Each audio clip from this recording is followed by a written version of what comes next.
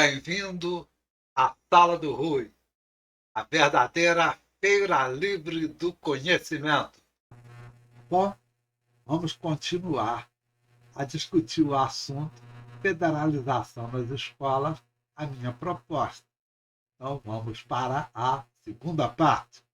E vamos começar fazendo uma errata. Em 1834, Dom Pedro I já havia dedicado ao Império do Brasil para seu filho, Pedro II. E, na realidade, quem estava aqui mandando e legislando era a regência, e não Dom Pedro I, nem Dom Pedro II, que era uma criança. Dito isso, vamos adiante. Bom, eu preciso construir essa minha proposta. Então, é o que eu vou fazer agora. Abrir uma tese para que seja debatida. Quase que uma hipótese. Como eu já estudei isso antes, eu estou dizendo que é uma tese. Mas, para que fosse a primeira vez, seria uma hipótese. Vamos lá. Para criar um sistema nacional de educação, do ensino fundamental. Quero discutir ensino médio, ensino tecnológico, EJA, ensino especial, educação infantil, ensino superior. Nada disso me interessa. Só o ensino fundamental. De primeira a nona série. Entenderam? Então, para se criar, é preciso que você tenha em mente que esta proposta, de maneira nenhuma, significa dar a governo, seja ele estadual, federal, municipal, algum tipo de centralidade. Não, não e não. A elaboração e execução de políticas públicas e ações didáticas no ensino fundamental deixa de ser parte da atribuição de prefeito, governador ou presidente da República. Na verdade, eu estou tratando essa proposta de proibir que políticos do Poder Executivo de todos os níveis, com mandato só de 4 anos, tenham que, por sinal, não tem nenhum compromisso com o futuro de criança nenhuma. Porque criança não vota. Então, esses caras não estão nem aí para criança. Eles não podem, de forma alguma, administrar o bel prazer deles o futuro de todos nós. Que as crianças se tornam adultas e, quando adultos, vão nos sustentar na velhice. Então, eu também não quero, no outro extremo, que leis criadas lá na Câmara dos Deputados em Brasília, lá no Senado Federal, proposta por um burocrata do MEC, comece a funcionar na escola aqui do Jacintinho. Negativo. Negativo. Eles não podem legislar sobre isto. A legislação, concordo, tem que ter numa boa, mas é simplesmente para dar orientações gerais. Quem decide o que fazer dentro da escola não são os políticos. É isso que tem que ficar bem claro. Bom, primeiro, a proposta é que a escola é o centro da educação. Então, estou tirando do MEC, das secretarias estaduais, das secretarias municipais, das coordenações de ensino setorial. Esses caras não existem mais. Ponto final. Extinto. As estruturas burocráticas roubam 82% das verbas destinadas a educar crianças. Você entendeu certo. Sai R$ 100 lá do governo federal para chegar na escola. R$ 82 somem a burocracia. Aquilo que é perto da escola, para a escola, mas não é na escola. Vai chegar a 18% efetivamente na escola. Então, a escola vive com 18% daquilo que o orçamento diz que é dela. Estranho, né? Se o orçamento diz que é dela 100%, por que ela só fica com 18%? Já parou para pensar nisso? Então, nos anos 80, eu ouvi o senador Franco Montoro fazendo um discurso e ele disse isto que aí está aí no centro. Não tem nenhum motivo para achar que o Franco Montoro fosse um cara mentiroso. Bom, até que eu admito que ele estudou, tem razão, o gabinete dele fez um estudo, chegou a essa conclusão e ele afirmou na tribuna do Senado. Então, é uma verdade inconteste. Isso naquele tempo. Hoje está bem pior. Mas eu não vou falar de hoje. Eu vou me basear em dados do passado para poder projetar algo com dados confiáveis. Nada de fazer previsões do futuro. O futuro a gente constrói agora com aquele passado já vivido. Então a proposta nasce invertendo a equação, dando à escola pelo menos 80% do dinheiro público que está carimbado para a educação. Então, se o município tem que gastar 23% de educação, 80% desse dinheiro tem que estar na escola. Aí o resto nós vamos inventar um órgão para administrar isso. E aí sim se preocupar com compra de ônibus, construção de ponte que dá na escola, comprar motor de barco para levar as crianças para a escola. Tudo isso daí com aqueles 20% que não estão na escola. Entenderam? Para a questão de magistério e estrutura física, eu trago 2 dados para você.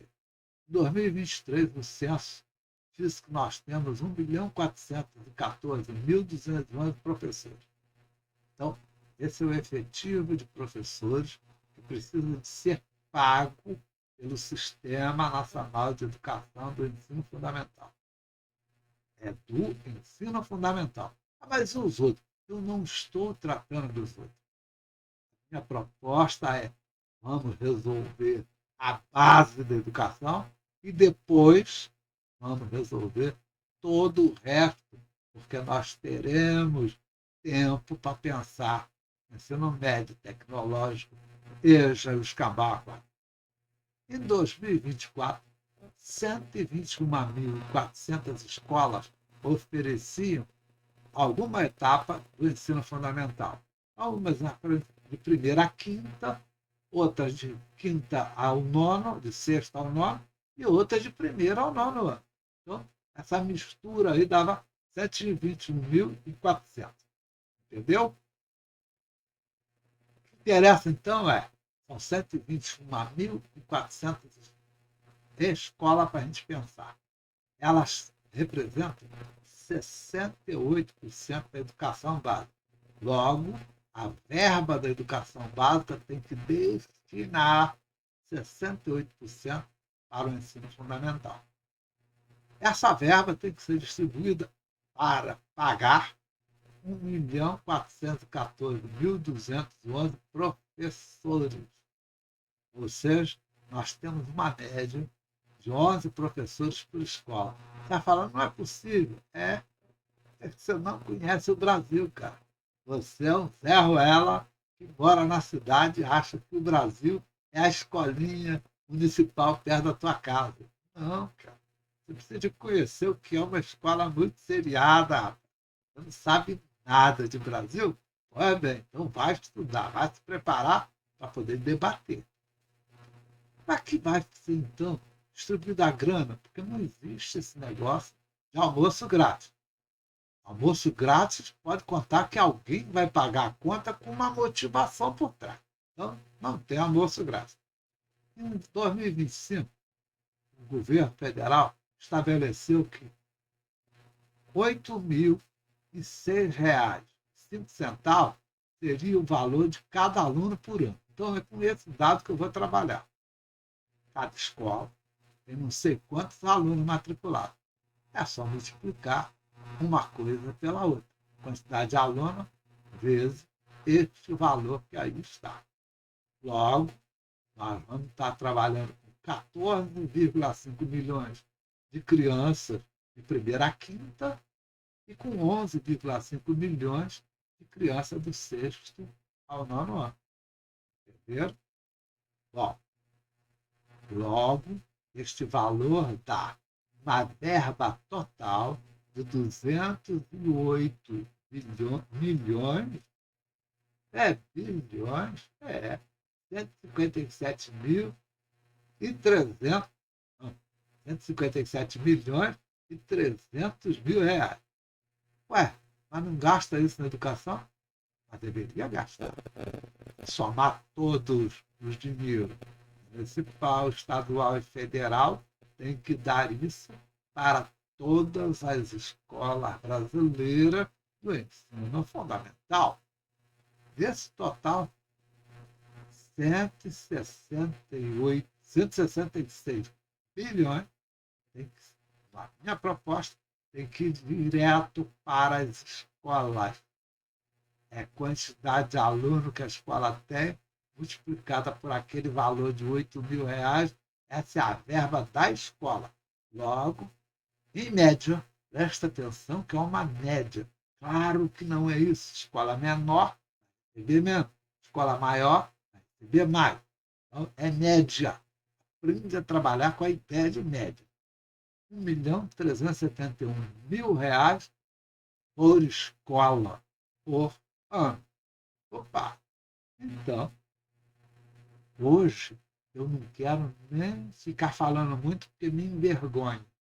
Mas hoje, 40 mil das escolas recebem até 8.000 reais por ano. Divide isso pela quantidade de alunos, divide isso por 12 meses, você vai ver que não chega dinheiro nenhum na escola. Só serve para comprar o papel higiênico e mais nada. Se a escola for pequena. Entendeu? Olha a diferença da proposta. O lugar de estar entregando 8 mil reais por ano na mão do diretor da escola, vamos entregar 1.371.000 por ano. Aí o cara não pode ser um vagal escolhido pelo secretário de Educação. Claro que não. Por quê? Porque a gente sabe que aí não vai funcionar. Então, o que eu proponho, além dessa distribuição nova de grana? Extinguir o MEC. Opa, claro, ensino fundamental. O que o Ministério da Educação tem a ver com a escola do teu bairro? Nada, cara. Onde já se viu uma pessoa ter a arrogância fatal de estar em Brasília, no INEP, no MEC, sei lá, na CAP, no Diabo 4, e achar que sabe tudo. Da Escola Municipal Presidente Rodrigues Alves, não sei o quê. Não, não existe isso. Cara. No mesmo nível, extinguir também, para o ensino fundamental, o Conselho Nacional de Educação. Não existe Conselho Nacional de Educação para a escolinha. Existe a Associação de Pais e Mestres. Isso sim decide, isso sim organiza a escola. Esquece esse negócio de resolução do conselho. É mais um órgão para você não resolver o problema, criar problemas e render soluções. O foro de debate global, não local, global, é a Comissão de Educação da Câmara. Por quê? Porque lá quem forma a Comissão de Educação da Câmara são deputados eleitos pelo voto. O MEC tem alguém que foi eleito por voto? O Conselho Nacional de Educação tem alguém eleito por voto popular? Não? Pois é. Então não tem representatividade nenhuma. Não me venha para cá. O MEC é uma invenção de uma ditadura desgraçada que destruiu as mãos do meu avô, uma tortura futuro enfiando um maldito bambu embaixo da unha, chamado Getúlio Vargas. Tem que acabar com isso, esse lixo autoritário. Entenderam? Então, ligado à Câmara dos Deputados, esse órgão de controle do Sistema Nacional funciona como hoje funciona o Tribunal de Contas da União. Você sabia que o Tribunal de Contas da União é ligado ao Parlamento? Você sabia disso? E é ele quem fiscaliza tudo. Logo, por que não o Sistema Nacional de Educação Fundamental não estar também ligado ao Parlamento e não ao Executivo? O Judiciário não tem que se meter em porra nenhuma, só quando acionado e falar só nos autos. Ponto final. Desburocratizar geral, desregulamentar tudo. Ah, então você acredita no projeto político-pedagógico de cada escola? Claro que sim, pô. Claro que sim. Fora, MEC. Quem vai, então, mandar na escola? Os pais e os professores. Sob uma legislação federal criada lá, partindo da Comissão de Educação da Câmara e votada por todos os deputados, ou seja, todos os representantes do povo brasileiro, que é o dono dessa bagaça toda. Toda escola passa a ser uma parceria público-privada. A estudar o que é isso para poder entender. Onde o Estado financia o seu funcionamento e a comunidade local planeja e administra durante todo o ano letivo. E o professor consegue fazer isso? Caramba, você está dando muito poder ao professor. Pois é, interessante. O professor do ensino fundamental forma todos os políticos que você conhece passaram pela mão dele. Todos os médicos que você conhece passaram pela mão desse professor do ensino fundamental. Todos os engenheiros, os advogados, os economistas, os administradores, inclusive os outros professores, são todos formados por esses professores. Aí você olha para mim e diz, eles não são capazes de administrar a própria escola onde eles trabalham. Porra, acorda, rapaz. Se o cara que forma todo mundo não é capaz, então quem vai ser capaz?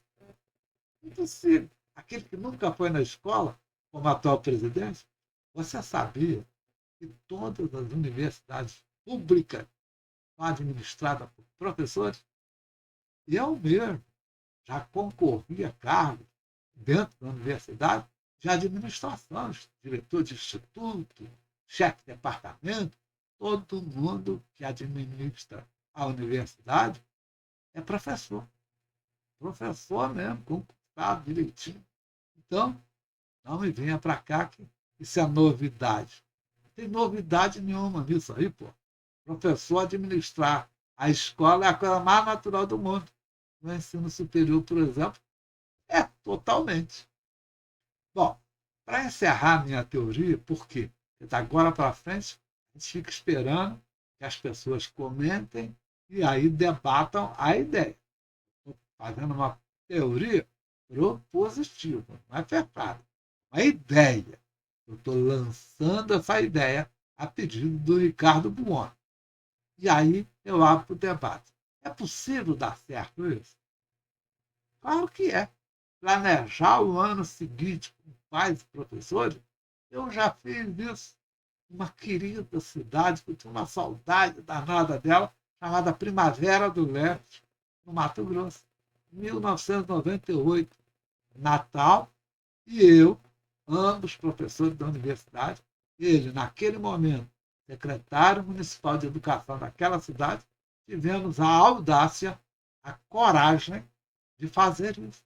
Planejar o ano seguinte totalmente com os pais e professores da rede municipal de ensino de Primavera do Leste.